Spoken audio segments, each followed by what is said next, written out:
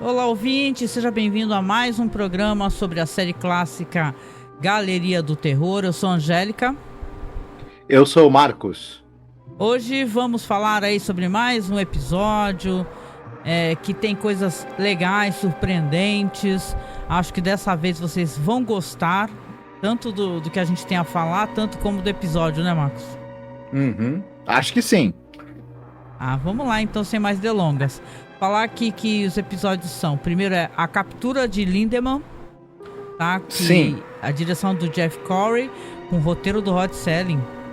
Eu acho que é mais a pescaria de Lindemann. É verdade, na tradução ficou meio esquisito mesmo, nessa tradução livre que eu fiz aqui. É a pescaria, tem mais sentido. E aqui, o segundo segmento é o falecido Sr. Paddington, também do Jeff Corey. Aqui o roteiro é do Jack Laird. E por último, um banquete de sangue do Janos Suark. E interessante aqui, no caso, o jeito como é tradução. Que seria o que? De quem que é esse segmento aqui? Porque eu achei estranho. E tá Stanford Whitmore. Então, esse segmento, ele é roteiro do Stanford Whitmore, mas ele é a partir de um conto da Dulce Gray. Legal. Por sinal, o falecido Sr. Paddington é a partir do conto The Flat Mail de Frank Sisk. E o primeiraço aí é roteiro original, hein? Do Rod Serling, do Sr. Rod Serling. Rodão, né? Do Rodão, né? Aí temos muitas coisas a falar aqui sobre os episódios. E sem mais delongas, né? Eu vou aproveitar aqui, dessa vez eu vou inverter as coisas. Eu vou contar aqui pra vocês então a sinopse do primeiro. O Marcos fica com o do meio e eu fico fechando, tá? Eu falo o final, tá certo? Muito bem. A gente dá aquela paradinha que a gente costuma fazer de deixar rolando umas cenas, aí depois a gente conversa um pouco e por aí vai. Você sabe como é que é a nossa dinâmica, né? Vamos lá então pro Lindemann's Sketch, que é o episódio... Vamos lembrar que esse episódio aqui é o 16, né? Da segunda temporada. E... Sim. Ele foi exibido em 12 de janeiro de 72. Exatamente, sim senhor. Vamos lá então mostrar algumas cenas aqui e também vamos aproveitar e falar um pouco sobre o episódio, tá?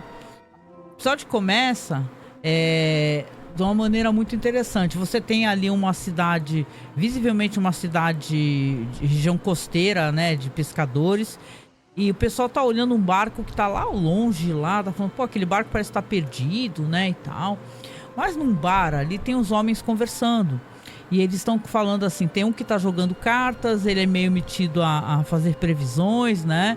O nome desse personagem aqui é Suggs, né, Abner Suggs, interpretado pelo Harry Townes.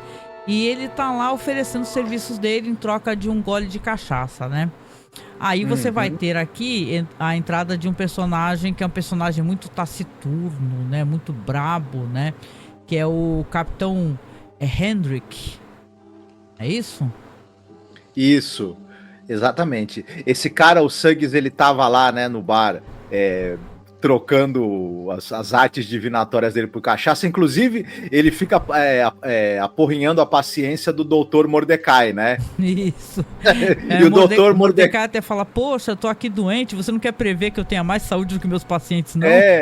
Isso. Não, e ele fala, não, eu vou prever o seu futuro. Ele fala, meu futuro é ficar nesse fim de mundo aqui.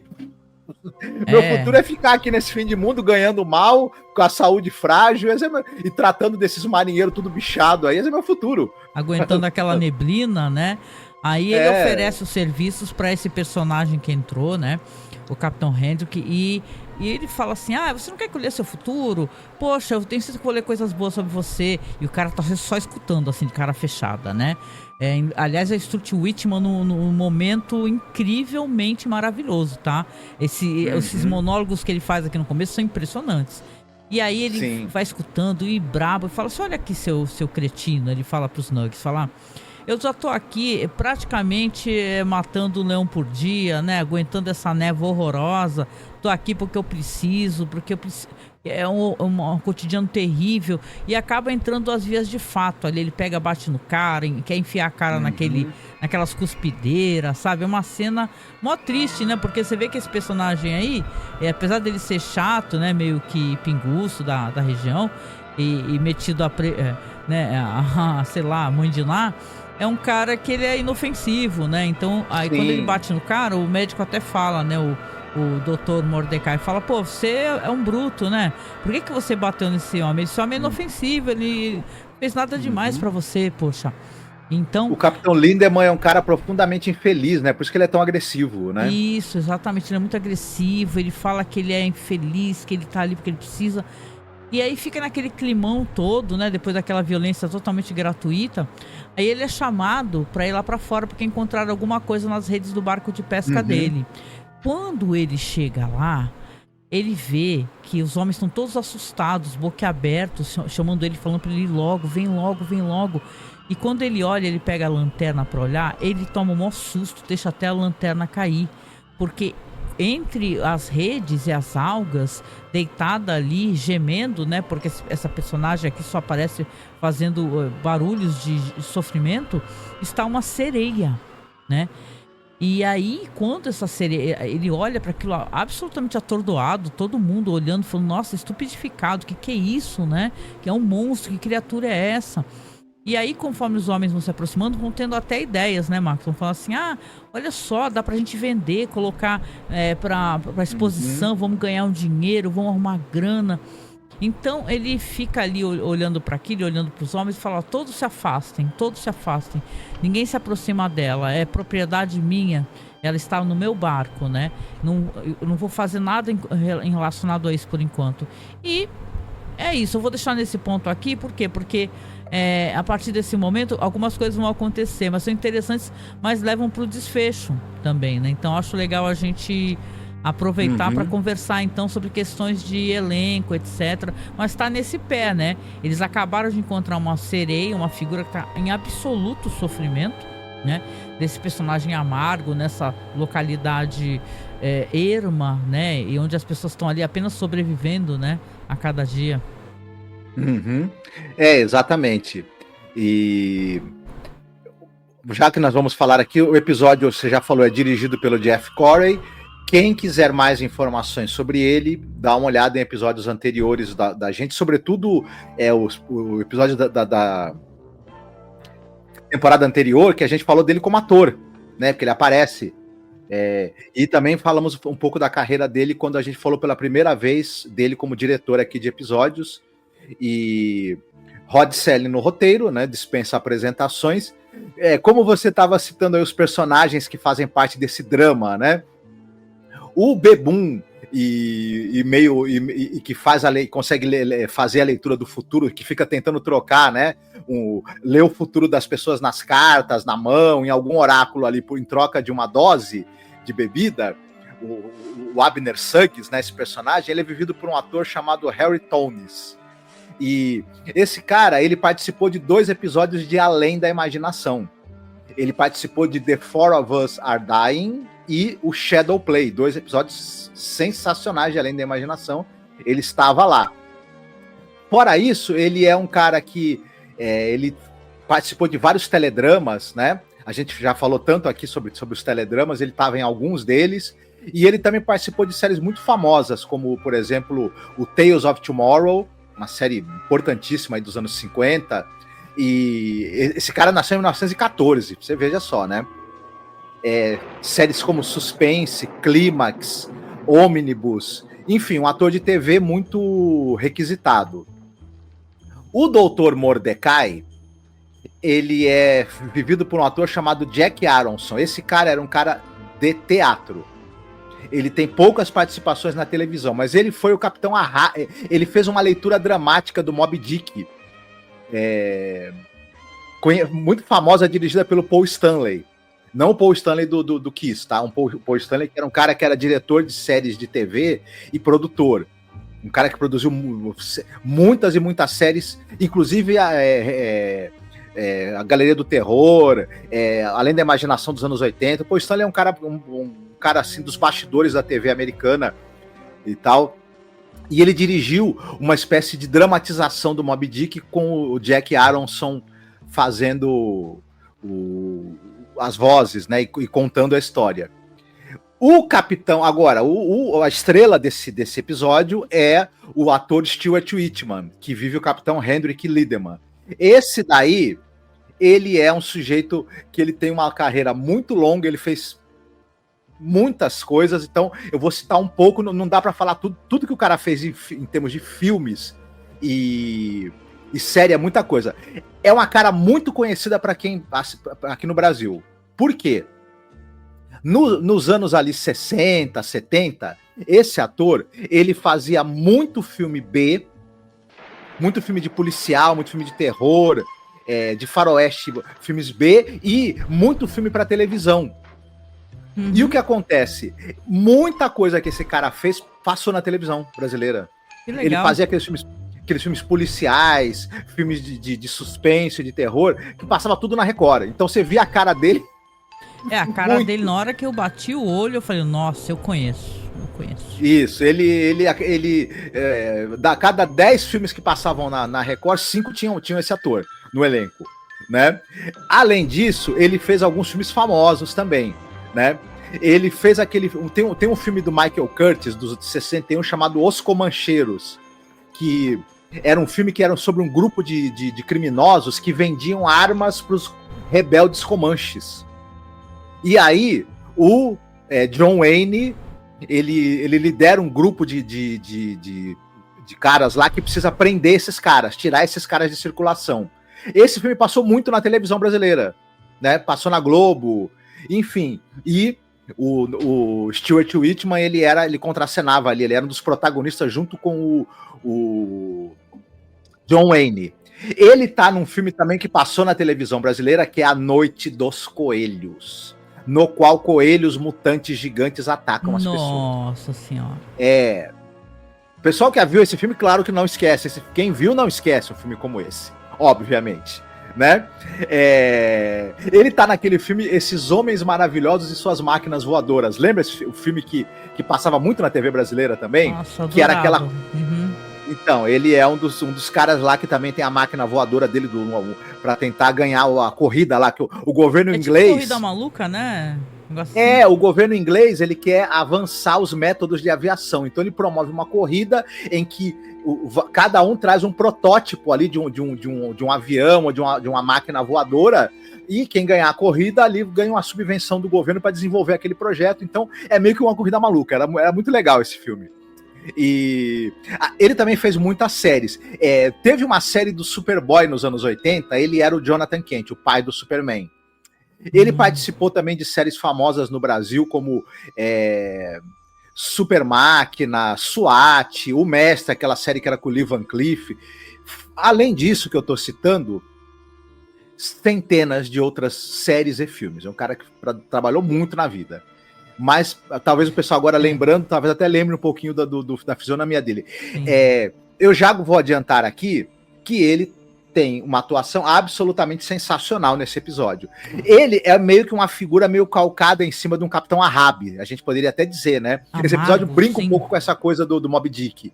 Então ele é um cara solitário, ranzinza, agressivo, ensimesmado. Ele não esconde o ódio que ele tem da vida dele, daquele local em que ele vive.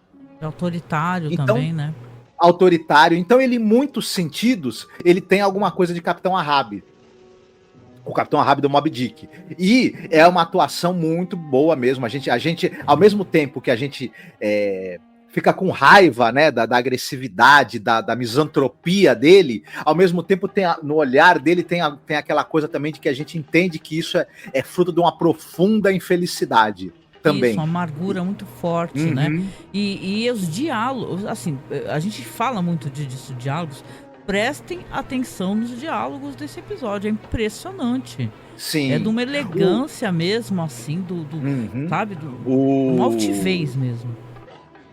O Rod Serling era o mestre do diálogo, e é mais ou menos isso. A gente sente a misantropia desse cara, a gente sente o desgosto que ele tem com a própria vida, com o local onde ele vive, a solidão dele.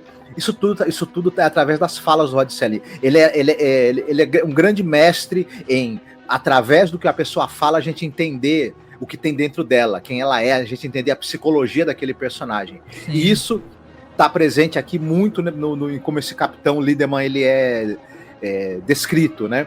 E é bem legal. Mas o que acontece? Quando ele encontra essa sereia, de alguma maneira, a gente sabe que as sereias têm esse poder, né? De gerar uma empatia, na lenda, né? Gerar uma empatia. Daí eu acho até que ela tem ela tem um outro estilo, ela é uma criatura marítima, mítica, em profundo sofrimento. Em profundo porque ela sofrimento, tanto que a atriz ela não fala absolutamente nada, você escuta gemidos e sofrimento.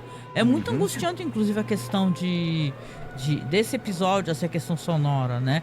Enquanto o médico ali parece ser a voz da razão, da piedade, né? Uma pessoa que tem um olhar generoso sobre o outro, né? Ele tem um olhar amargurado, né? Duro, né? Raivoso, né? Então, você vai continuar falando um pouquinho do elenco, senão eu vou passando as cenas, se tu for continuar. Não, já pode, eu já concluí aqui. Então legal. Eu só ia falar que a sereia é vivida por uma atriz chamada Annabeth Garth. Nossa, que tá muito bem também. E ela não tem muitos créditos ali no audiovisual, não. Ela participou de séries como A Máquina do Amor e Os Destemidos, mas enfim, ela atuou em televisão por um período de não mais do que 8 anos, fazendo episódios esporádicos de séries. Como eu disse, né? Você vai ter cenas aqui, então, desses homens marinheiros encontrando essa figura, e todos começam a ter logo ideias relacionadas a lucro, né? Como é que eles podem ganhar dinheiro com isso, né? Os homens ficam todos muito frustrados porque o capitão ele resolve não fazer nada. Ele fala que quer pensar e fala que quer ser deixado sozinho. É isso que ele fala, né? E aí passa-se o tempo, você percebe ali que existe uma janela ali de tempo, uma coisa de dias, 2 dias ou 3 dias. E aí os homens estão conversando no bar, né? E nada de ter notícias, né? Nada do capitão aparecer, nada, né? Que se fale, o que ele quer fazer, né?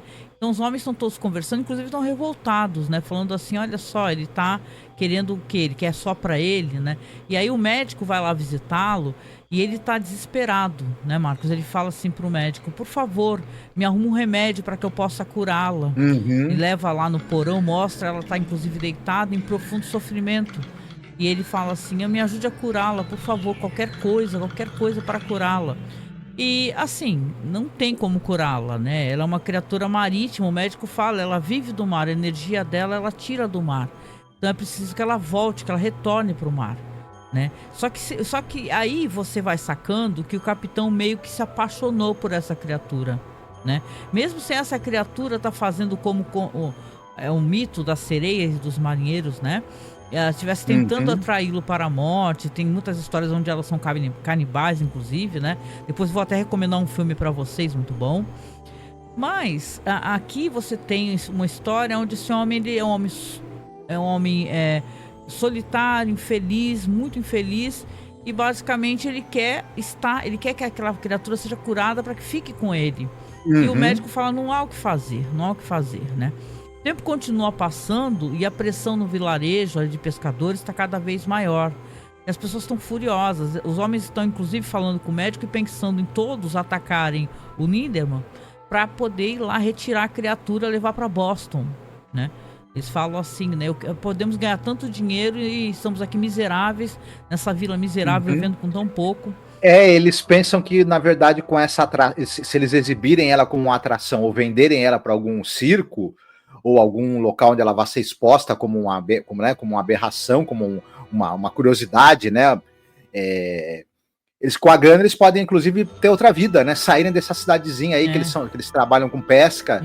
E, enfim. Não, e eu quero até trazer uma coisa para vocês aqui, porque as séries normalmente, principalmente The Twilight Zone e Night Gallery, são séries muito pudicas, né? Mas nesse momento, claro, que não mostra os seios da atriz, né? Mas mostra, você sabe, aquele negócio que tá escondido pelo cabelo, tá escondido. Mas você repara que existe ali uma aparição um pouco maior do corpo dela. Eu acho isso muito interessante, né? Porque eu acho que ela acaba sendo objeto de desejo por isso, né? Um homem solitário e tal, não é uma questão apenas de ter alguém para estar junto, ele quer alguém para ele transar também, né? Sendo bem franco ali. Tanto que quando os homens começam a falar com o médico, fala assim, que tipo de interesse que ele tem? O que ele quer? Porque como é que você vai fazer pra você transar com uma sereia, né? Isso é o que eu tô colocando, né? Mas aí ele fala, ó, ele sempre foi, o médico respondeu, ele sempre foi um homem desesperado, solitário, amargo, muito infeliz, e ele de alguma maneira viu nessa criatura alguém com quem ele pode estar junto, é agora, né? Enquanto isso, o tempo tá passando, né? Eu acho também que ao mesmo tempo, posso estar enganado, né? Ele também começa a desenvolver essa coisa de querer ter a companhia dela, não ficar mais sozinho, encontrou alguma coisa com a qual ele se preocupa, porque eu acho também que, de certa maneira, ela provoca isso nele, que é um dom que as sereias têm, porque é uma maneira também de não deixar os caras venderem ela. É por isso que eu discordo desse ponto de vista, porque senão ela teria provocado nos outros homens. Tem muitos homens envolvidos. Ah, sim. Muitos mas aí talvez começasse uma briga entre os caras, né? É mais fácil, vamos dizer, quer dizer, pode ser, não sei, né? Mas acho que aquele gesto dela de colocar as mãos nas mãos dele, meio que ela também exerce uma influência sobre ele. De certa maneira, verdade. Começaram os fogos aqui, gente. Bom, assim, o que acontece? Aí, os homens já estão até pensando realmente em atacá-lo, né? O médico fala, olha, vocês podem até ir, mas se preparem para alguns de vocês morrerem, porque esse daí é um homem muito forte, entendeu? E ele não vai deixar vocês simplesmente retirarem dele o que ele tem. Ó, você viu os ecos aí de Moby Dick? O momento em que o Starbuck pensa, né, em matar o Capitão Ahab para poder impedir que ele continue na caçada, né? Olha aí. Não, então aí vai vir a reviravolta da nossa história. O que acontece aqui? Esse personagem que ele bateu no começo, né? Que é o cara chamado Snugs, né? Ele é Suggs, aliás. Ele vai lá procurar o capitão no meio da noite. Ele chega, o capitão já fica furioso. Fala assim, ó, o que você tá fazendo aqui? Vaza atrás. Eu já não te bati o suficiente, já não te arranquei dentes. Né? Toda vez que você vem ofertar pra mim essas suas previsões, eu te bato. E ele chega a falar assim, não, mas eu vim aqui pra te ajudar. Eu vim aqui pra te ajudar, eu vim aqui pra te oferecer um elixir milagroso que vai transformar a sua sereia numa mulher. Você não quer a minha ajuda? Aí o capitão fala assim, maldito, se você estiver mentindo pra mim, eu te mato, né? Aí ele fala assim, acredite em mim, você vai pingar umas gotinhas na boca dela agora à noite, de manhã ela já vai ser uma mulher, já vai ter pernas. Acredite em mim. E ele fala assim, Sug, se você me ajudar nisso, eu te deverei um favor para sempre, né? Os diálogos são muito bons, gente, sério mesmo, assim, eu fiquei babando. E basicamente, o que acontece? Você vê que a noite vai passar, né? O capitão fala assim, eu então vou tentar, né? O dia amanhece. Quando o dia amanhece, você já vai ter umas cenas muito interessantes, né? Porque os homens estão todos lá por ali, né? As pessoas são pescadores, estão agregados ali naquele bar, né? É o local onde eles estão, inclusive, curiosos para saber o que vai acontecer. E aconteceu realmente uma transformação. Quando o capitão desce, ele olha para aquele cobertor, não tem mais uma cauda de peixe, tem pés. Quando ele olha, que vê os pés, apenas os pés, né? Parece que ela tá restante dela tá coberto. Ele fala assim, malditos, tá vendo? Eu sabia que eu ia conseguir. Vou mostrar pra vocês, vou provar pra vocês que eu consegui. Olha só, agora ela é uma mulher, ela vai estar comigo. Vou lá buscá-la pra vocês verem. Aí ele vai descer a escada. Ele desce a escada, vai ver que ela tá se levantando. Ela já tá ali com as pernas dela, com os pés levantando e ficando de pé. E quando ela fica de pé, ele tem a visão dela, ele vê algo absolutamente aterrorizante. Ele dá um berro assim, sabe aquele berro de filme de terror, né? E ela vai subindo a escada lentamente, assim, só as pernas da atriz aparecem, né? E ela está subindo amarrada naquele saco, né? Naqueles farrapos. E ele gritando, ele volta lá, sai da cabine desesperado, horrorizado, se joga no chão. Os homens também olhando, porra, o que aconteceu, né? Ele fecha a porta e fica lá desesperado, agachado, chorando, né? Só que ela tá subindo. E quando ela sobe, você vê que primeiro vai mostrar ela abrindo a porta, né, e saindo. E primeiro vai mostrar a face dos caras, né, olhando pra ela com cara de meu irmão, que porra é essa, entendeu? E aí quando vai dar um enfoque, rapaz, o que você não espera, o que vai acontecer, aí vai virar, aí fica até engraçadinho, fica até divertidinho. Porque o momento onde ela aparece com a maior cara de peixe, nervosa mesmo, aqueles peixes de olho esbugalhado, feia para o cacete. Com a maior cara de peixe, um peixe de peruca. Desculpa, Isso. mas a cena é muito boa. Aí o Capitão Lindemann fala... Só que ela pula no mar, né?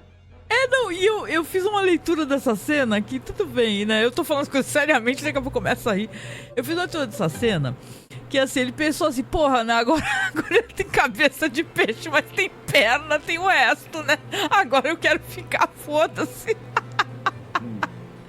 Ai, gente, eu sei que é uma história trágica, mas é engraçado isso daí. Aí ele, não, fica comigo. Aí ele vai e pula no mar, né? E tá na cara que ali ele já foi levado. Talvez por ela mesma, né? Pro mar, né? E a história termina de maneira sóbria. É só eu que achei hilário aquela máscara de peixe.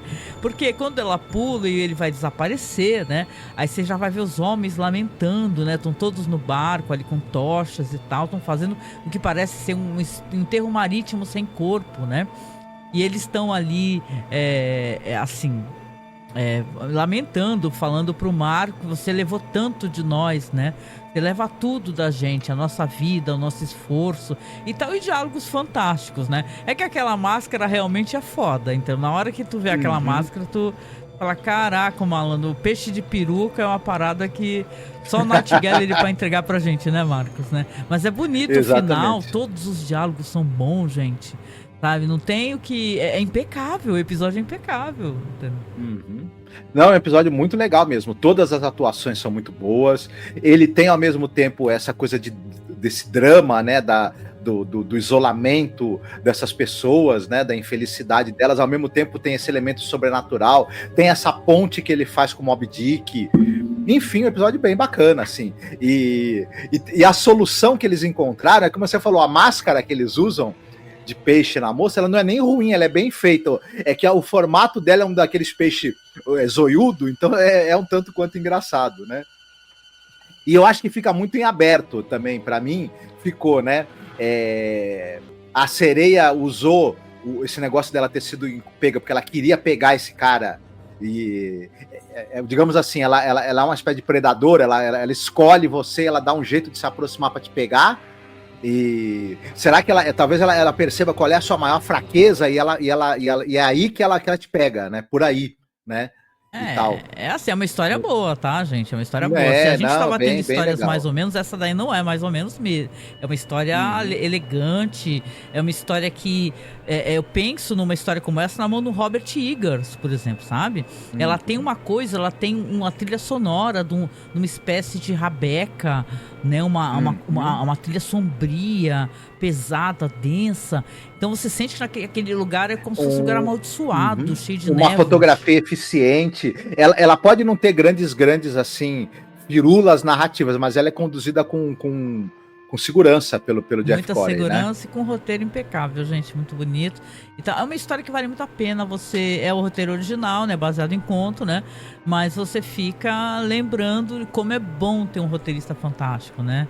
Escrevendo, né? O quanto ele era maravilhoso, né, o Rod Serling, né, sem palavras, né, mas eu gostei muito desse primeiro segmento aqui, e eu acho que esse episódio, até adiantando na minha opinião, ele não tem segmentos ruins, não.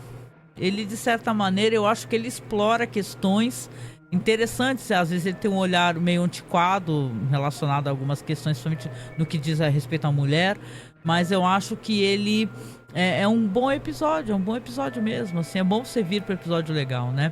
Mas e aí, você quer que a gente dê seguimento aqui? Porque agora seria então a vez de você comentar e falar sobre o segundo, né? O segundo é o falecido Sr. Paddington, que ele é muito bom também, gente.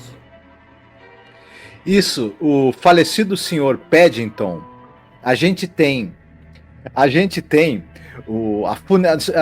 Estamos na funerária do seu Tadeusz Conway. A gente está numa agência funerária e ele vai receber a visita de uma mulher chamada Cora Paddington. Ela quer contratar os serviços dele e ela já logo fala assim, olha, eu preciso de um preço muito barato, muito módico. Eu já tive por aí em várias dos seus colegas de trabalho, em várias funerárias, e ninguém queria fazer o preço do jeito que eu queria. E o cara fala, não... o Tadeusz Conway fala para ela assim, tá, não senhora, a gente vai tentar cobrir o preço aí, nós somos muito flexíveis aqui, e para quem seria, né? Ela fala, não, pro meu marido, pro senhor Paddington. Ah, sim, ele já é falecido. Ela pode-se dizer, por assim dizer, né? E aí, à medida que o episódio que a conversa entre os dois vai se desenvolvendo, a gente descobre, primeiro, ela quer o enterro mais barato possível e imaginável. E é engraçado que ele vai ficando escandalizado, porque ele fala assim, não, a senhora vai querer, então, cerimônia simples? Não tem cerimônia, não quero cerimônia, tá? Não, mas... E o caixão, então, vai ser do mais barato? Não é caixão. Você pode colocar numa cesta. Tem problema, não? Tá, mas... a senhora vai querer, então... porque como é que aconteceu com a morte dele? Ela fala que a varanda ali do apartamento dele estava com alguns problemas, eles precisaram retirar a varanda para depois reconstruir uma varanda nova. Ela esqueceu de avisar para ele, e ele gostava muito de manhã de pegar um arzinho, né? Na varanda. E aí não tinha varanda, ele não sabia, ele abriu a janela, foi para a varanda e foi parar lá no chão. Eles deviam morar, sei lá, num lugar bem alto, né, num apartamento bem alto, então ele se estatelou no chão. Aí o cara da funerária fala assim, então, mas a senhora vai querer que a gente faça uma reconstrução? Ela, não, não tem reconstrução nenhuma. Não, mas, e vamos trocar a roupa dele, né? Não, ele pode ir com a mesma roupa que ele tá, mas a roupa vai estar arruinada, não tem problema. Sabe por quê? Melhor isso, não vamos enterrar, vamos queimar, vamos cremar. Melhor coisa, vamos cremar. Ele não tem cerimônia, você põe ele num cesto, a gente crema e tá tudo certo. E aí, não querendo entregar muita coisa, mas já para vocês também entenderem, ela fala o seguinte, ele fala, olha, mas a senhora, veja bem, essa história da senhora, é complicado isso daí, porque a senhora tá falando que tirou a bancada ali, né, do apartamento, a varanda, ele caiu, morreu, ele é muito rico. Porque ele pergunta qual é a profissão do seu marido. Ela fala ele é o dono de uma fábrica, de uma série de complexos industriais, é um cara muito rico. Aí ele fala assim, a senhora vai dar muito dinheiro, isso aí não vai ser estranho, não? Aí ela, não, porque na verdade o testamento do meu marido, ele previu que eu só poderia herdar o dinheiro depois de um período, que eu teria que aprender, passar um período vivendo com muito pouco, para eu poder me lembrar das dificuldades que nós tivemos no início do nosso casamento. Então, durante um período de 2 anos, eu teria que viver com uma quantia única de $2.000. Por mês? Não. Para os 2 anos, ele falou, mas isso dá $20 por semana. Como é que a senhora vai fazer? Então, para você ver, e o dinheiro do enterro tem que sair desse dinheiro, então eu quero o mais barato que puder, né? E é mais ou menos isso o tema aqui do nosso episódio, né? Não, e é legal até complementar, né? Porque esse segmento, o que ele tem de maravilhoso, primeiro que tem a Kim Hunter, né? Que se você não associa o nome à pessoa, a Kim Hunter, ela era a Zira, né? Do Planeta dos Macacos e... Isso. Meu Deus do céu, né? Procurem, estudem um pouco o que foi a atuação dessa mulher e o que ela fez em Planeta dos Macacos, porque as máscaras eram difíceis de mostrar expressões. Então ela fazia uma espécie de super atuação, sabe? Com movimentos exagerados. Olha, a gente tem um ótimo podcast, muito antigo, tá? Sobre Planeta dos Macacos, sobre todos os filmes, tá? Até o momento, pelo menos, onde nós gravamos. É fantástico, o diálogo é maravilhoso, você vai ter muita informação. Então fica aqui uma referência muito boa também para vocês. E tem uma coisa também dentro desses diálogos aqui, que os personagens são interessantes, porque o cara, ele é um papa defunto, lá um cara que trabalha em funerária, mas ele é um cara alcoólatra, ele é um cara infeliz, ele tem uma funerária decrépita, ele fala que a funerária dele, ela nunca vai arrumar um valor menor Porque a funerária dele que é a que cobra menos, entendeu? Ela chega enrolando o cigarro, por exemplo, uma coisa que já é engraçada, porque a pessoa que é fumante normalmente não vai precisar ficar enrolando cigarro, a gente não tá no Velho Oeste. Então não sei se a pessoa seja meio preciosista de tabaco, alguma coisa assim, né?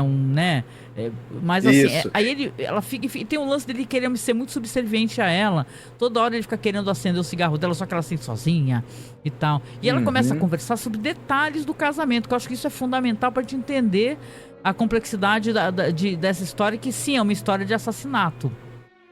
Mas o que o marido dela fazia com ela era uma coisa inacreditável. Ela conta a história, ela fala, olha, ele era um cara simples, nós começamos um casamento normal, sem grana, e a gente não teve lua de mel, a gente não teve nada, ele queria economizar em tudo, ele não deixava gastar com absolutamente nada. Primeira casa que ele comprou, a gente vendeu para ele poder ficar com lucro, e depois ele foi comprando outras casas, e depois foi montando uma empresa, sem deixar ela gastar nada. Ela sempre teve uma vida muito... assim, cheia de... muito regrada, mesmo tendo uma situação, o cara tendo muita grana, o cara era miserável. Isso. Miserável. E tratava visivelmente ela muito mal, e ela falava que nem ouvia. Quase não ouvia, não existia casamento. Então ela vai conversando sobre ele, e quando ela fala pra ele que ele caiu da sacada, né, e tal, ela até se engana, ela fala, ele vai... Opa, não, ele já caiu, né, da sacada. O cara fica, oh my. É muito bom essa interação entre os dois atores, sabe? Ele fica todo chocado, oh my, falando assim, né? Poxa vida, né? Caramba, ai meu Deus. E sabe, e ela vai falando essas coisas. Claro que ele é um homem perspicaz, apesar de parecer ser um ouvinte muito atento. E ela vai falando coisas que, quando ela chega nesse ponto do testamento, que ela vai chegar e falar assim, esse homem, ele é um homem tão... assim, eu não sou hipócrita, eu não o amo, não vou chorar por ele, porque ele falou que ele não gosta de viúvas que assim que o marido morre, já arrumam outra pessoa, tão cheia de grana e tal, são herdeiras. Então ele falou pra mim que eu vou ganhar apenas $2.000 pra viver por 2 anos, como você falou, Marcos. Aí o cara faz a conta e fala, meu Deus, você vai ter que viver com $20 por semana? Você vai ter que pedir esmola na rua. Aí ela falou, porém tem uma questão, né? O seguro, caso ele sofra uma morte violenta por acidente, dá mais 4.000. Então, o cara, ele conseguiu até depois, né? Vamos colocar aspas aqui da morte, ele ferrar com a mulher. Um cara que fez a mulher toda a vida. E tem muita gente que é assim, tá?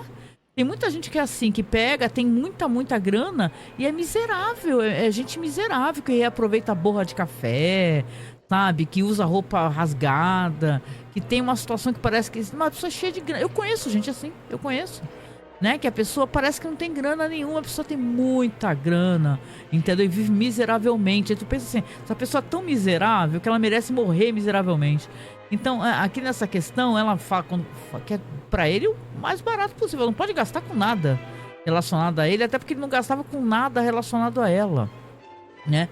Então é um episódio que as coisas estão aqui, né, Marcos, nas entrelinhas, né? O que ela não fala diretamente, porque ele vai ter toda essa discussão com ela, ele é um ótimo ouvinte, ele trata com ela com muita educação, e depois, quando ela vai embora, se tu me permitir, eu faço a conclusão. Ele vai falar com outro cara, que ele tem um ajudante, né? O cara da funerária, né? E o ajudante fala pra ele, pô, você conversou tanto tempo com ela, mas ela não resolveu nada, não falou aonde a gente podia pegar o corpo, né? Porque normalmente quando você chega na funerária, você fala, ó, tá no hospital tal, né? É pra você retirar, por favor, né? Onde está, no ML, que seja, né? E aí o cara bate no ombro do ajudante e fala assim, você não entendeu o que aconteceu aqui. Você não entendeu o que ela falou pra mim sem dizer. Esse homem, ele não morreu ainda. Esse homem, ele vai morrer. Porque aí aparece um cara no final do episódio, né? Ele caindo do alto de um prédio, gritando, isso, né? O episódio é cortado de maneira muito brusca, inclusive, devido a isso, né? Isso. Esse assistente, esse jovem que é assistente do cara da funerária é o Randy Quaid, né? Novinho. O irmão do Dennis Quaid. Sim, irmão do Dennis Quaid. Caramba. Sim. Então eu tava lá fazendo uma ponta ali, enfim, né? E... Pois é isso, né? Esse episódio tá aí, né? achei um episódio que tem um roteiro do Jack Laird legal e que tem ótimos diálogos, tá vendo? Pois é, tá vendo? Olha lá, vamos elogiar, né? Porque eu acho que realmente nesse momento é um acerto, viu? Ele não quis fazer... aliás, eu tenho uma teoria relacionada a isso, tá? Eu até falei pra ti. Pra mim, é impossível você dar um roteiro na mão da Kim Hunter, né?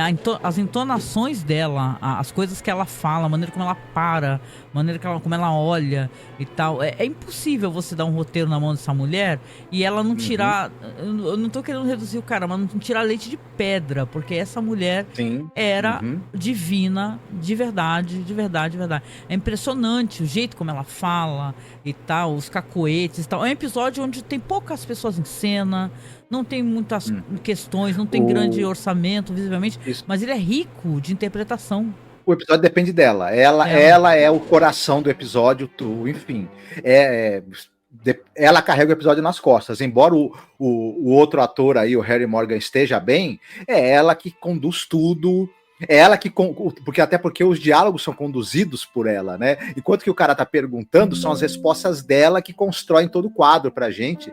E depende muito da gente entender a dinâmica desse relacionamento que ela tinha com o marido e os sentimentos dela em relação a ele. E ela transmite isso assim, ó, chuchu, beleza, né? Uma grande atriz. Esse roteiro do Jack Laird, ele é baseado num conto de um cara chamado Frank Sisk. Esse Frank Sisk, ele era um cara que, nos Estados Unidos, aqui também, né? Você sabe que o Hitchcock tinha aquelas coletâneas de contos de mistério e suspense. A Hitchcock apresenta, Hitchcock recomenda. E esse cara, os contos dele apareciam em diversas antologias, dessas antologias de contos apresentadas pelo Hitchcock. Eram apresentadas pelo Hitchcock, na verdade, coisa nenhuma, né? Era uma antologia de contos editada, né? Alguém fazia a curadoria e põe o nome do Hitchcock. Porque, mas enfim, atenção. E tal, mas aí muitas dessas coletâneas de histórias de mistério saíram sob a curadoria, entre aspas, do Hitchcock, né? Isso, e enfim.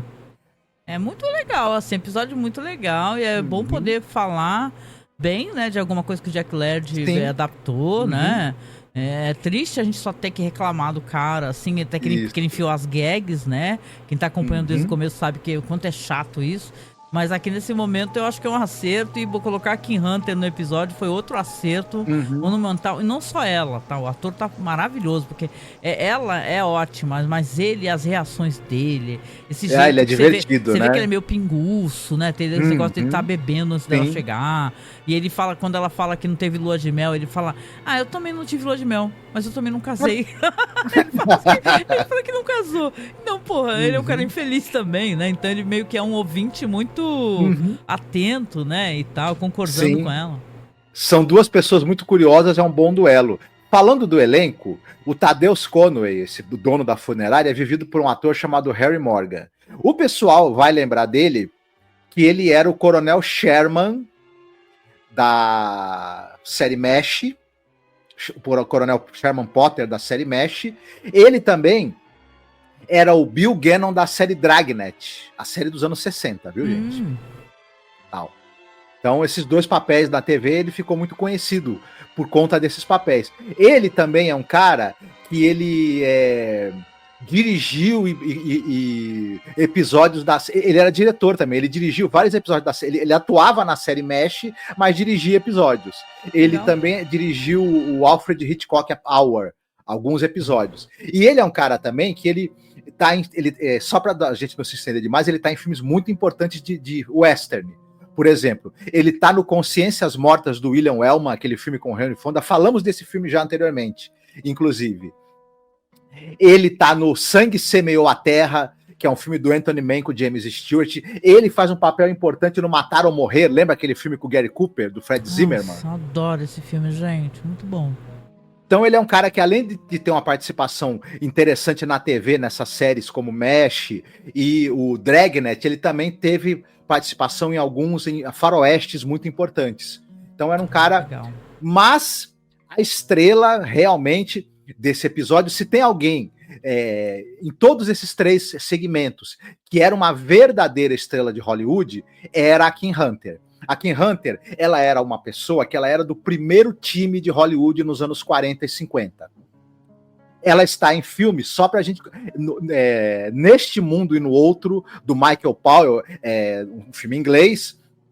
O pessoal deve, talvez se recorde que o David Niven, ele era um piloto da Segunda Guerra que ele engana a morte. E depois vai ter um julgamento lá no céu se ele pode continuar vivo ou não. E é um clássico aí, filme também... ela tá no filme do Elia Kazan, A Rua Chamada Pecado, que tem o Marlon Brando e a Vivian Leigh, ela está lá também. A Hora da Vingança, aquele filme noir do Richard Brooke, com o Humphrey Bogart, ela está lá. Ela tá também participou de filme da Nova Hollywood também, viu? No Labirinto do Vício, do John Frankenheimer, tem ela. Legal. Isso são todos filmes assim importantes dos quais ela fez parte, tanto filmes clássicos ali de Hollywood dos anos 40 e 50, da Nova Hollywood. Agora, como você mesma falou, ela ficou muito famosa por um papel no qual a gente não vê o rosto dela. Ela é a Doutora Zira, da série, né, de filmes do Planeta dos Macacos. Ela tá no primeiro, Planeta dos Macacos, ela tá no De Volta ao Planeta dos Macacos, no segundo, e no terceiro, que é o Fuga do Planeta dos Macacos, que inclusive é centrado nos personagens, né, da Doutora Zira e no personagem lá do Robert, do Rod McDowell, esqueci o nome dele. Esqueci também, tudo bem, o pessoal vai lá e vê. Que eles são um casal, né? O casal de macacos que são cientistas também. Enfim, e esse papel tornou ela muito famosa, fez muito sucesso nele. E, além disso, ela também trabalhou em teledramas e já aí nos anos 70, 80, ela estava trabalhando em séries de TV. Por exemplo, Galeria do Terror, Columbo, Ellery Queen, ela fez muita série policial. E, enfim...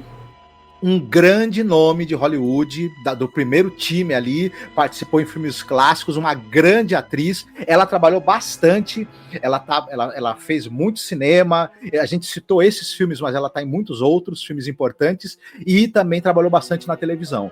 E uma grande, grande atriz mesmo. Sim. Ela trabalhou, inclusive, até o final da vida, ela trabalhou até pouco tempo de morrer, se eu não me engano. Caramba, maravilhosa mesmo, divina. Vê-la nesse momento foi incrível, meu Deus, vale muito a pena. Se você por acaso escuta aqui o programa ou escuta o podcast sem assistir, né, porque não é tão difícil, gente, assim, pra quem quiser, a gente já falou que tem a nossa pasta, que a gente pede ajuda, mas se tu vai no OkRu e procura pelo nome do episódio, você encontra. Tem vários canais lá no OkRu. O OkRu é uma espécie de Facebook da Rússia. Mas as pessoas têm muitos canais de faroeste, ficção científica, galeria do terror, você acha. É só procurar, ter paciência e você acha. Então vale a pena, é maravilhoso, gente. Sem palavras. Eu não quero me repetir, mas vale para esse episódio algo que a gente já falou em outros episódios, que ele não deixa de ser um episódio de humor, é quase que uma piada filmada, de certa maneira, mas quando tem um pouco mais de tempo e dá pra gente ter o sabor ali de ver o desenvolvimento dos personagens, conhecer os personagens melhor... Sim. Mesmo quando é um episódio do Jack Laird, você vê como funciona muito bem. Inclusive, esse episódio é muito legal. Eu fico pensando, sabe, se talvez as gags bobinhas, se elas não fossem melhor desenvolvidas enquanto um segmento maior, elas talvez não funcionassem, né? Talvez aquele negócio de ter gag de 5 minutos, 10 minutos, isso que não funciona, né? Porque você tem um segmento super denso, muito bonito e tal, e vem uma gag boba, entendeu? É uma questão mesmo de decupagem, né? De montagem, de como é que tem gag que demorava nem 5 minutos, tem gag que era de 2 minutos, e olha lá. Verdade, né? Verdade, mas esse segmento é maravilhoso. Vamos lá pro próximo aí? Que o próximo ele é loucura, hein, gente? Deixa eu preparar aqui as cenas aqui pra vocês aqui. Deixa eu colocar aqui, peraí. Aqui a gente vai ter um episódio que ele foi nomeado como o Banquete de Sangue, né? A Feast of Bloods. Esse episódio aqui é um roteiro do Stanford Whitmore, né? Diz que é baseado na The Four Brock, de Dulce Gray, né? Como eu falei, Jean Suar, que é o diretor, tem a Sondra Locke, que faz a Sheila Gray. Neste episódio, você já vai ter uma mulher loira, muito bonita, conversando com a mãe. E a mãe tá ali falando assim, olha só, ele acabou de deixar presentes pra você, que maravilhosos. olha isso, olha flores, ele deixou flores, deixou presentes. Aí ela fala, eu odeio esse homem. Esse homem é insuportável, esse homem parece uma lesma. Esse homem é definitivamente alguém que eu não gosto. Ela é apaixonada por um homem chamado John, né? Eu não vou casar com ele, mas a mãe fala, nossa, mas ele é rico, ele tem situação. E a mãe tá toda feliz lá, inclusive vai abrindo o presente, que ele mandou pra ela flores e mandou um presente que é uma espécie de broche. É um broche muito estranho. É um broche que parece que tem um animal meio empalhado, um animal pequenininho, né? E tá preso por um cordão de ouro e um alfinete, né? E aí ela fala, ai, coloca e desce logo, porque ele tá te esperando, filho, esse homem maravilhoso. A mãe dela nem é interesseira, né, gente? Mas assim, aí ela desce de cara feíssima, né? A mãe, querido, você tá aí, tá te esperando há muito tempo. Ai, onde é que vocês vão? Onde é que vocês vão jantar? Ai, a gente vai jantar ali, não sei onde, lugar chique. Ai, meu Deus, que maravilhoso. Aí te mostra a cara do cara, olha a cara dele, gente. Pelo amor de Deus, é isso. A cara dele é realmente um cara com uma cara meio de qualquer coisa assim, cara antipática, né? E mais do que antipática, acho que esse ator, ele tem uma cara meio empolada, sabe? É o Norman Lloyd, né? Que faz o Henry Mallard, né? E ele tá ali todo assim, ai... A mãe fala, como é que vocês vão? Vocês vão de carro? Vocês vão como? Ah, eu estou com um motorista. Aluguei um carro pra gente. E tá lá, ai, que maravilha, vão logo, né? E antes dela sair com o cara, isso daí me marcou. A mãe dela tá doida pra ela casar com esse milionário, casar né? Mas com um ela cara já tá rico, né? Bem sucedido. Vai ver que o John é todo bonitão, mas não é nem tão bem sucedido quanto esse cara, né? O Henry. Aí antes dela sair, isso daí me pegou, porque porque eu sou mãe, né? Ela me pegou e falou assim, olha só, cuida bem da minha filha, é minha única filha, né? E ela sai com esse cara, né? Mal sabe essa mãe que é a última vez que ela vai ver essa filha, né? Porque esse episódio ele tem uma coisa meio humorística, mas eu acho ele meio tétrico, porque é uma história de um cara, um incel, né? Uma pessoa raivosa e é um predador, né?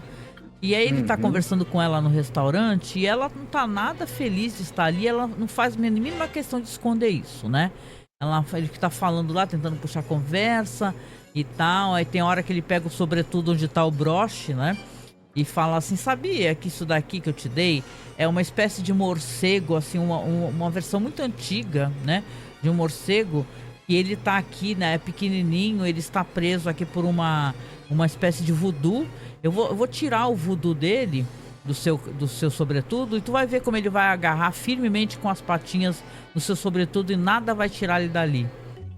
Né? E ela vai olhando ele, tentando conversar com ele. Inclusive ele fica debochando, ele fala que esse John, né, que ela tá apaixonada, ela fala que não quer nada com ele. Ela fala, eu tô apaixonada pelo John, vou casar com o John, entendeu? E não adianta o que você me diga, né? Ele fala assim, ai, mas você tem certeza que você não gosta de mim? Ela fala, não. Aí, sabe, ela não demonstra. Então, você percebe que ele tá ali com aquele olhar, não é um olhar de alguém apaixonado. Perceba? É um olhar de alguém vingativo. Ele tem um olhar vingativo e debochado, né? Como aquela pessoa que sabe, tem um segredo guardado, que sabe que vai ferir aquela pessoa de alguma maneira. E aqui eu não tô nem justificando, né? Porque tem uns haterzinhos, né? Que aparecem de vez em quando aqui, né? Abraço, hater. E assim, eu acho, sinceramente, que a mulher, ela não é antipática com ele, não é gentil, né? Mas ao mesmo tempo a gente também não sabe o tipo de relação, o quanto esse cara deve ser grudento, chato, insuportável e stalker do cacete pra infernizar a vida dela, né? Então ela não esconde realmente que ela não gosta dele, ela não esconde, ela já falou, eu já te falei que eu não quero ficar com você. E é um direito dela, eu não quero ficar com você. Se essa é uma história para um homem e um homem assista e se sinta vingado de alguma maneira, esse homem é estúpido, né? Eu penso assim, tá? Já colocando aqui meu ponto de vista. Então quando ele sai com ela do restaurante, no carro chique dele, ele dispensa o motorista. Ali já deveria ser um sinal de alerta para ela, né? Ele dispensa o motorista e fala assim, vamos embora e eu quero estender a noite, tá? Ela fala, eu não quero estender a noite nenhuma, eu quero ir embora. Eu tô cansado, eu quero ir pra minha casa, meu. Eu não quero ficar com você, eu não quero ficar com você. Entendeu? Não importa o que você diga, eu não quero estar com você. E ele, uma hora que ele para o carro, inclusive, né, Marcos? Depois vou parar nesse ponto. Tem uma hora que ele tá ali na estrada com ela, ele para o carro e tenta agarrar ela. Ele tenta agarrar ela fica puta da vida, né? E fala, meu, me larga. eu vou socar a tua cara. Ela fala, eu vou te socar, eu vou te bater, me larga. Né? E sai do carro. Ela fala, eu vou sair do carro. Entendeu? Aí ele fala, vai embora, vai voltar pra sua casa a pé, como é que você vai fazer? Como é que você vai fazer? E ela fala, não, eu prefiro andar até minha casa a pé do que ficar contigo. Entendeu? E ele fala assim, ele fala, eu prefiro 1000 vezes estar morta do que estar contigo. Aí ele vira pra ela e fala assim, né? Você prefere? Que bom que você disse isso daí, concordo contigo. Né? E pega o carro e deixa a mina sozinha, no meio da noite, na rua, numa estrada, sozinha, longe de casa a pé. Né? Entendeu? Então esse cara, que ele é visivelmente um bosta, né? Ele pega, vai embora e ela vou deixar nesse ponto aqui, ela vai voltando pra casa sozinha, tenta até, parece uma hora que ela quase pediu carona, não consegue, e está voltando pra casa. Vou deixar nesse ponto aqui, que aí a gente pode falar um pouquinho sobre os atores, etc, né? Mas você vê visualmente que é um cara péssimo, né? Um cara enfadonho, um cara insuportável. Ele quer forçar a presença dele nas mulheres, né? Porque ele é um cara bem sucedido. Uhum. Muito bem. Você quer que eu fale um pouquinho do... Sim, pode falar, que eu sei que você gosta de pegar esse momento antes da gente dar o desfecho para falar um pouquinho sobre os atores, atrizes, etc. Fica à vontade. Direção Jeannot Suzark, já falamos dele. Quem tiver curiosidade sobre esse diretor de origem francesa, mas que fez muita coisa na TV americana, dá uma pesquisada, escuta os nossos episódios anteriores, porque ele dirigiu bastante segmentos, na verdade, de Galeria do Terror. O roteiro é de Stanford Whitmore. Esse cara, ele é um sujeito que ele escrevia para televisão. Ele escreveu coisas como Fugitivo, O Homem da Virgínia, mas ele vai escrever mais um segmento de Galeria do Terror nessa temporada. Se eu não me engano, é o 22 que ele vai escrever também. Então, vamos falar dele mais pra frente de novo. Uma curiosidade, ele é baseado num conto da Dulcie Gray. Essa fulana, Dulcie Gray, é um negócio curioso da gente citar. Ela, na verdade, ela era atriz. Ela foi uma grande atriz inglesa. E eu não vou entrar em muitos detalhes assim da carreira dela para a gente não se estender demais, né? Mas ela era uma atriz de teatro. Ela vai depois, ela era casada com um cara chamado Michael Denison.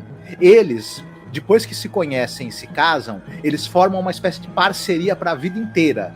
Eles participam de muitos filmes, encenam muitas peças de teatro. A Dulcie Gray era uma atriz com uma formação muito sólida, shakespeariana, inclusive.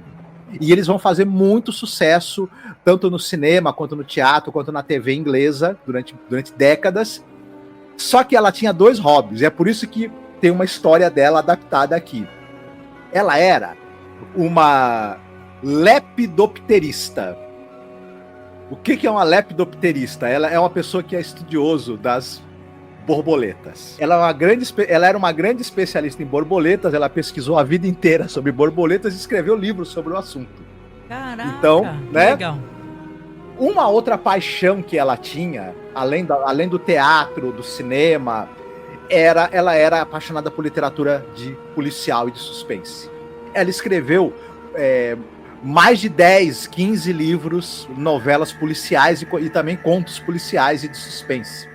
Ela era uma apaixonada, gostava muito e escrevia bastante também. Então ela tinha essas 3 coisas. Por isso que um conto dela, que é um conto de suspense, de terror, aqui está presente, adaptado aqui, né? No Galeria do Terror. Então, uma figura muito interessante. Dê uma pesquisada sobre a vida dela que vocês vão achar curioso. E agora, o nosso elenco, eu vou começar falando pela mãe da personagem a personagem principal nossa aqui é a Sheila Gray. Mas você citou da mãe dela, que é a mãe que quer casar a filha com a milionária. Eu vou falar rapidinho da mãe primeiro, que é uma atriz chamada Hermione Baddeley. E ela era uma atriz que começou no cinema entre os anos 20 e os anos 50, ela foi atriz de cinema.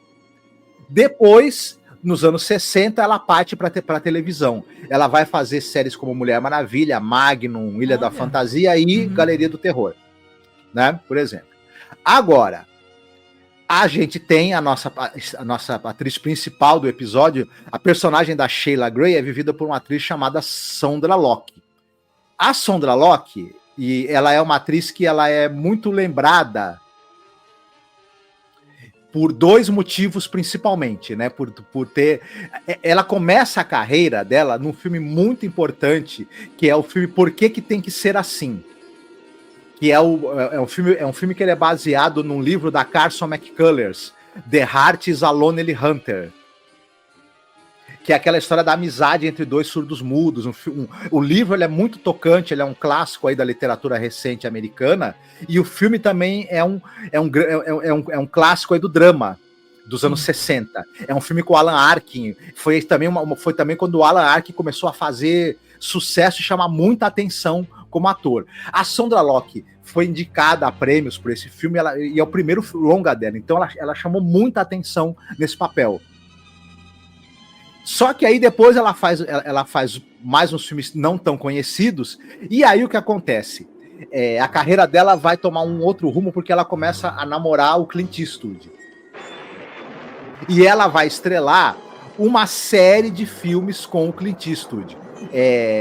Ela vai estrelar com ele aquele filme Joseph Wales, O Fora da Lei, que é um filme muito bom, filme muito famoso do Clint Eastwood, mas ela vai estrear também, tem uma época do Clint Eastwood que ele sempre falou, né, eu faço um filme pra mim, do jeito que eu quero, e faço um filme de ação, um filme mais pipoca pro estúdio, pra agradar o estúdio, pra eles me darem o dinheiro pra eu fazer os filmes que eu quero fazer.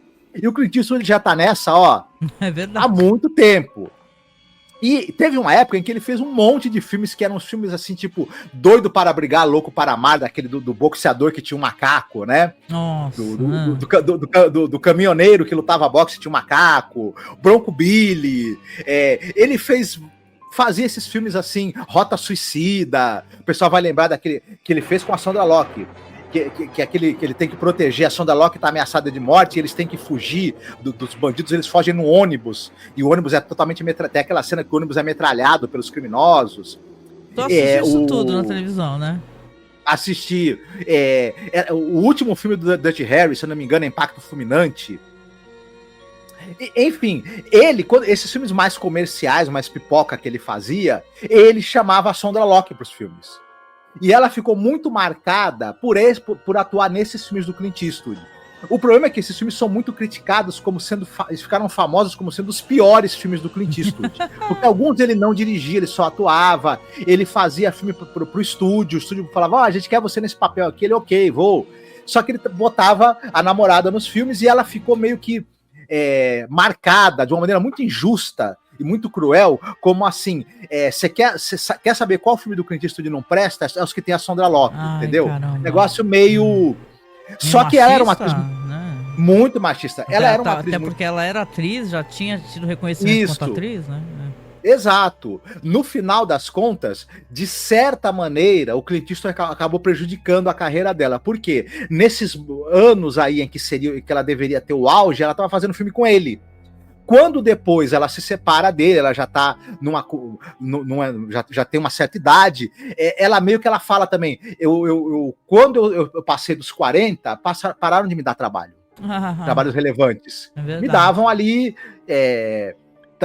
papéis menores, e ela fala, Hollywood tem essa maldição, né? Ela também queria muito ser diretora de cinema. Ela acaba dirigindo 2 filmes, ela dirigiu 4 filmes, entre eles os 2 que a gente pode destacar são 2 filmes de suspense.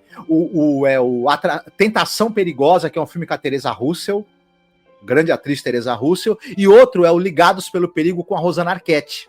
Olha, que legal. E são filmes que dividiram opiniões na época. A crítica, uns gostaram, outros não, também não foram grandes sucessos de público, na verdade. E o que acontece? A Sondra Locke ela acabou se desgostando bastante de Hollywood, da carreira. Ela queria muito dirigir, mas os filmes dela não fizeram tanto sucesso. Ela não recebia convites para papéis que interessavam para ela, e ela acabou aparecendo cada vez menos e foi sumindo. Ela foi tendo também problemas de saúde, e ela acabou tendo. Ela fazia um filme aqui, outro daí há 10 anos.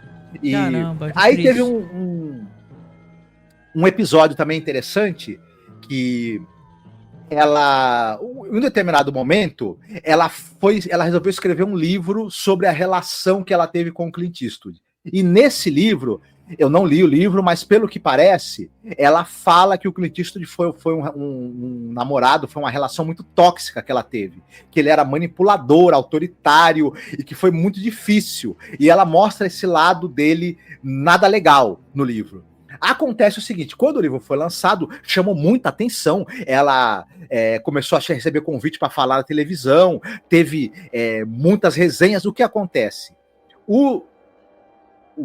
Os advogados do Clint Eastwood, advogados ligados ao estúdio para o qual ele trabalhava, começaram a fazer ameaças, começaram a ameaçar de processo. O que acontece? Devido a isso, devido a essa campanha de lawfare que eles fizeram, né, contra a divulgação do livro, as idas dela à televisão para falar do livro foram sendo canceladas, as resenhas que o livro ia receber saíam do ar, ou então pessoas que faziam resenha de livro desistiam de resenhar o livro, e acabou meio que o livro sendo meio que esquecido também, meio que abafado.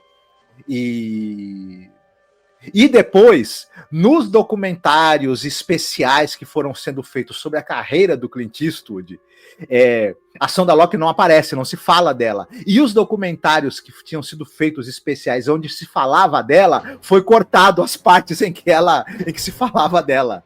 Né? Caramba, né? Porque ela faz parte também da carreira, não só da vida dele, ela fez parte da carreira dele também.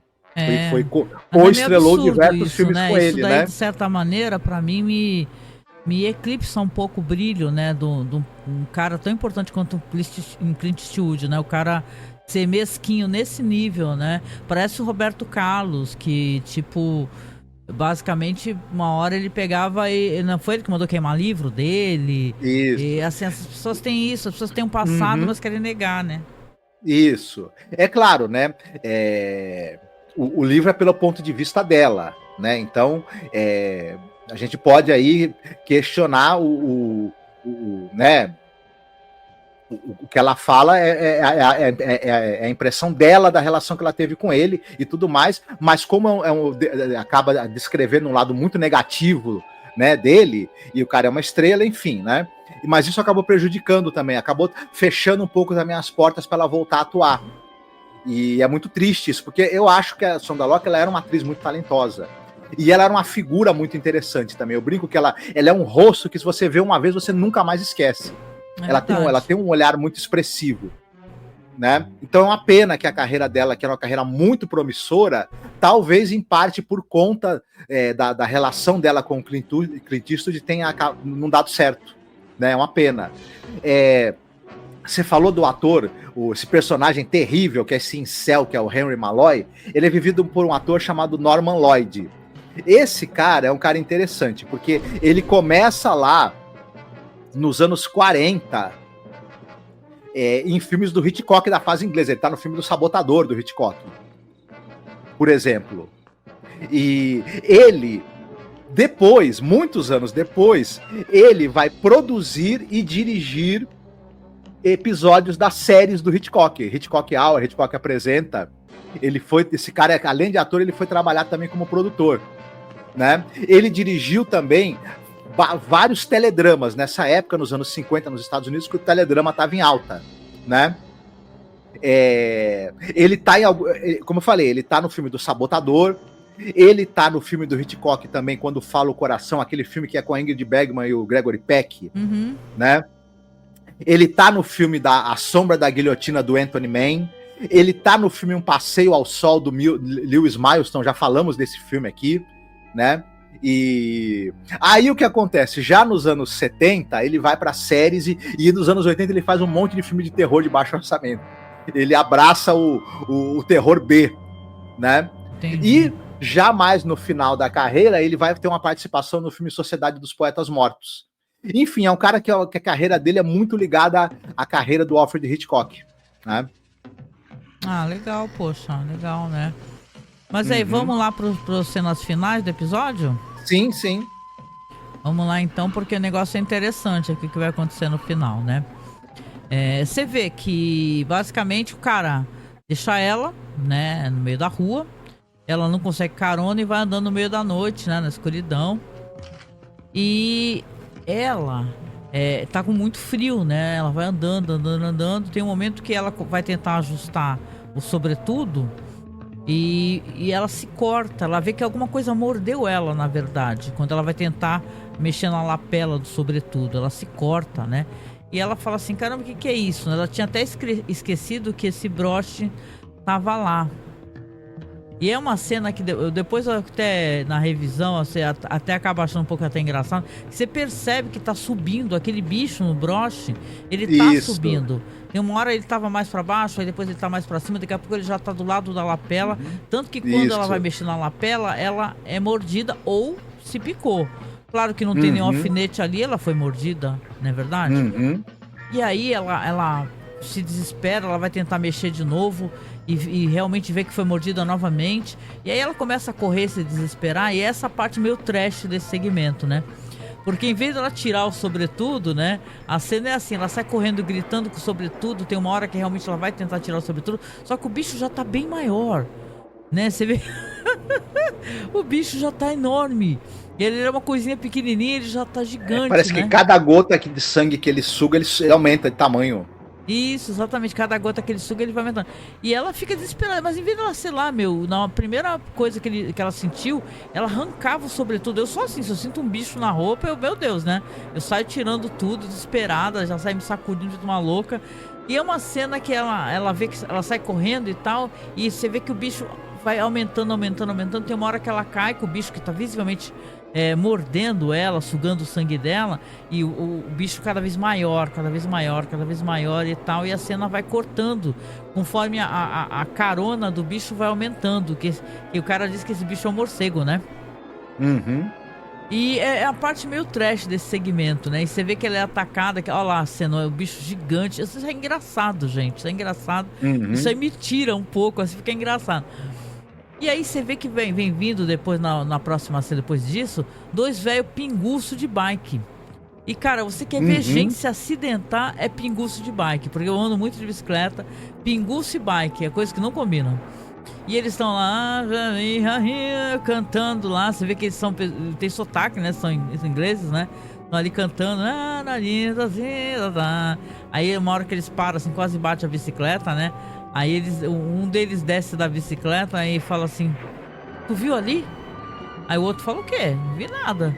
Tu não viu atravessando a rua um bicho gigante? E tal, estranho, parece um rato gigante, uma coisa enorme, você não viu? Não mostra pra gente, não mostra. Mas eles param ali totalmente bêbado, né? E falam assim, colega, tu tá bebendo muito, você bebeu demais, eu vou lá falar com a tua senhora e vou lá tentar justificar a sua ausência. Vamos embora, pô. Vamos, né? Ele falou, vamos embora. Aí, eles ficam naquela lá, ficam parados, olhando um pouco, conversando e tal. E vão continuar caminhando, né? Conforme eles vão continuar caminhando, fatalmente eles vão encontrar o corpo da personagem, né? Que morreu, né?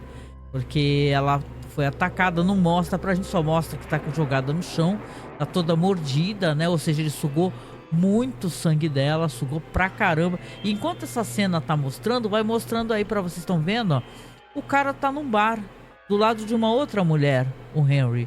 E uma mulher com uma cara de nojenta, mesmo entojada, ela não tá nada afim da aproximação dele, né?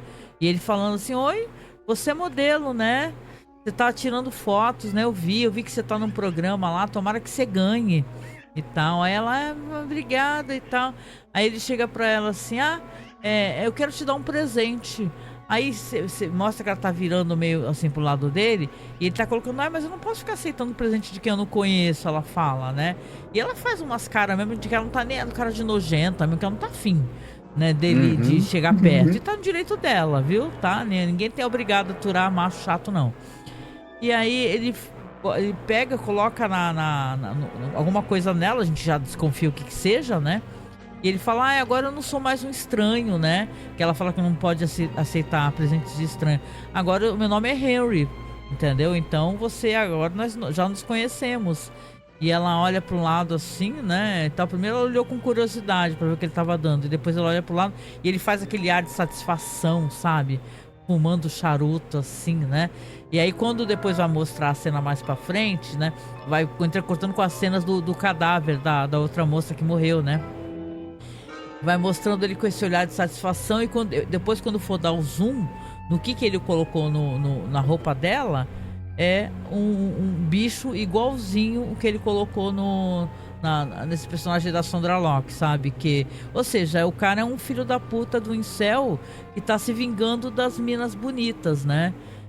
Sabe, assim, ela fala assim, ele fala uma hora, ele fala pra ela, eu era infeliz na escola, ninguém queria ficar comigo, não namorava ninguém. E daí, cara, que tu é infeliz na escola e tal, entendeu? O mundo não é teu espaço de vingança. Tu percebe que ele coloca o broche, nessa daí ele já coloca o broche sem aquela correntinha? Não, ele tá matando as minas, tá matando as mulheres, entendeu? E tá muito satisfeito, com um ar ali de satisfação, né? Fumando charuto, né? E tal. Eu acho bem questionável, assim, quando esse personagem, pelo menos, ele tem um ar vilanesco, né? Ele é um serial killer, defende ele, né? O episódio não defende esse personagem. Mas ele dá essa justificativa, né? De como, assim, ao mesmo tempo... Eu tenho essa como é que eu posso explicar? Eu tenho essa sensação que o episódio também mostra que as minas são nojentas e tal, mas as minas não têm obrigação de ficar com ele, né? E tal, elas podem ficar com o que elas quiserem, né? Então a outra ele já matou, né? Que a mãe falou assim, cuida bem da minha filha. Mesmo ela sendo uma interesseira, né? Cuida bem da minha filha porque é minha única filha. Vai, mas essa filha viva, entendeu? Então isso daí meio que desumaniza as mulheres, né? Então as mulheres são coisas com as quais deveriam aceitar e ficar com ele, e se não ficam com ele, ele mata, né? Aliás, pra mim ele já tem intenção até de matar. Se a mulher não for acessível, quando ele cantar, ele já quer matar, né? É meio isso, né? Exatamente. Não, e é engraçado como pega esse tipo de personalidade, né?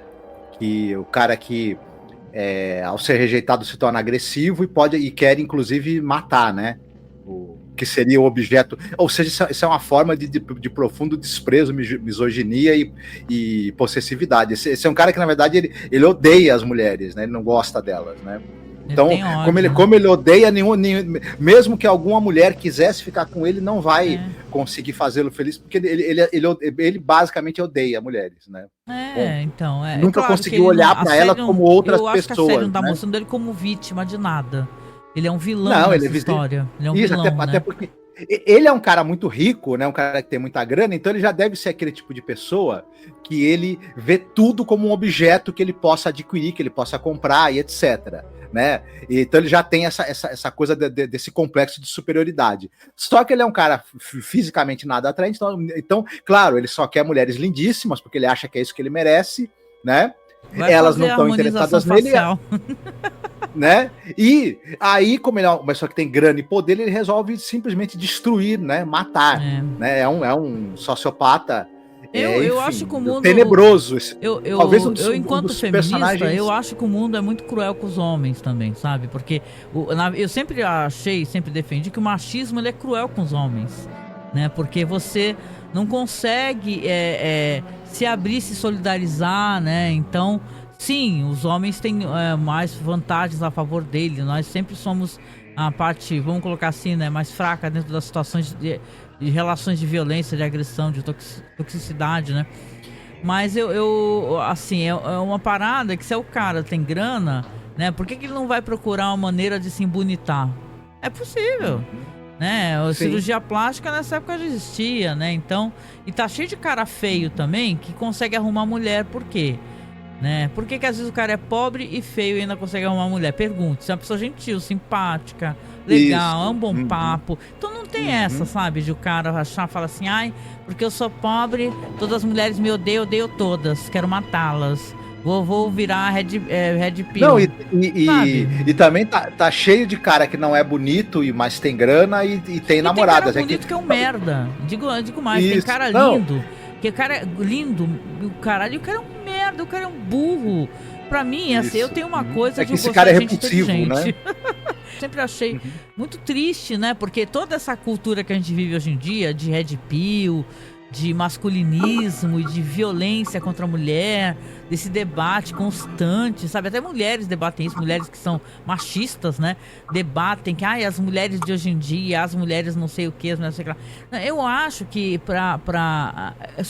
só traz dano para todos. Obviamente que não é uma situação simples de se resolver, mas começa pelo fato de você primeiramente aceitar quando o outro não te quer.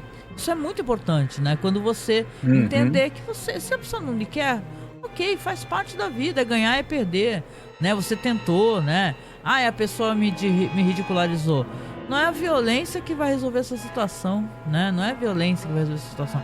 Então eu escuto muitas histórias assim de violência contra a mulher, de assassinato. A gente conhece de perto muitas histórias de violência entre casais e fica tudo escondidinho, sabe? Fica tudo escondidinho ali atrás das paredes, né? Eles pensam que ninguém tá escutando, né? Por isso que o pessoal fala assim, né? Tem que meter a colher, né? Chamar a polícia mesmo, né? Mas é assim, é uma história do incel e que tá detonando as minas, né? Ele já não faz nem muita questão de tentar conquistá-las, ele só quer matá-las. Mas achei legal, um episódio interessante. Muito bom. É um dos personagens mais terríveis que apareceu em Galeria do Terror até agora. É verdade. E a Sondra Locke, pra falar dela, é triste saber dessa história, saber de que ela, uma mulher que acabou se virando uma espécie de a namorada do Clint Eastwood, né? E a carreira dela acabou ficando em segundo plano. Eu sei que a gente também tem isso, né? A gente que é mulher, às vezes tem isso de ficar à sombra, né? E a gente não buscar nossas próprias conquistas, né? Vai ficando à sombra de um homem, não corre atrás. Então é importante, né, mulher, que você que tá escutando aqui, né, você saiba que é importante você ir atrás da sua carreira, das suas coisas, da sua vida, né? Eu, por exemplo, eu velha agora, tô fazendo faculdade e tal, né? Como é que eu vou me sair disso daí? Só Deus sabe, tô tentando aqui, né? Mas é difícil, né? Você vai protelando, às vezes protelando as coisas e que pena, né? Uma pena. A Sondra Locke já faleceu já. Ela morreu em 2018, que eu me lembre. Maravilhosa, assim, nesse papel, né? E é legal, assim, é interessante você ver que tem várias artistas que aparecem, normalmente chamam muita atenção, né? A primeira, que é a Sereia, a gente nem conseguiu falar muito, né? Porque ela basicamente não fala muita coisa, né? No episódio, ela só geme e tal. A Kim Hunter foi maravilhosa, sem palavras. E aqui a Sondra Locke também foi incrível, do jeito dela, né? Entendeu? Eu acho que ela entregou uma atuação muito boa. Quem acompanhou a gente em Além da Imaginação, Galeria do Terror é como se a gente falasse de 3 episódios de Além da Imaginação, porque são 3 elencos, 3 histórias, né? Então... É verdade, fica muita coisa, né, pra falar, é verdade, demora um pouquinho, faz parte. Mas aqui chegando no final, eu quero primeiramente agradecer sua companhia. Eu quero agradecer as pessoas, aqui eu vou nomear o Las, né, que sempre vem aqui nos comentários e ama, é tão fofo isso, ele chega e fala assim, opa, chegou sexta-feira quando tem episódio, opa, maravilha, episódio novo. Poxa, que legal, obrigada, Las, e também, gente, comentem, sabe, porque aqui na internet a gente sabe, a gente vê os acessos das pessoas, mas pra gente, vocês não têm ainda o nome, vocês não têm uma cara. Então é legal a gente poder estar aqui também pra saber que vocês estão do outro lado. Quem é você que tá acompanhando no YouTube? Fala um pouco sobre você mesmo, comenta aqui embaixo se você gostou, comenta se você chegou a assistir. Então vale muito a pena vocês irem aqui comentar, divulgar e tal. Claro, a gente sempre pede apoio, né? Apoio, principalmente apoio financeiro, porque é tão difícil manter o podcast. Mas o comentário de vocês, o compartilhamento, isso daí não tem preço, sabe? É essa ligação emocional que a gente quer, é isso que nos mantém aqui.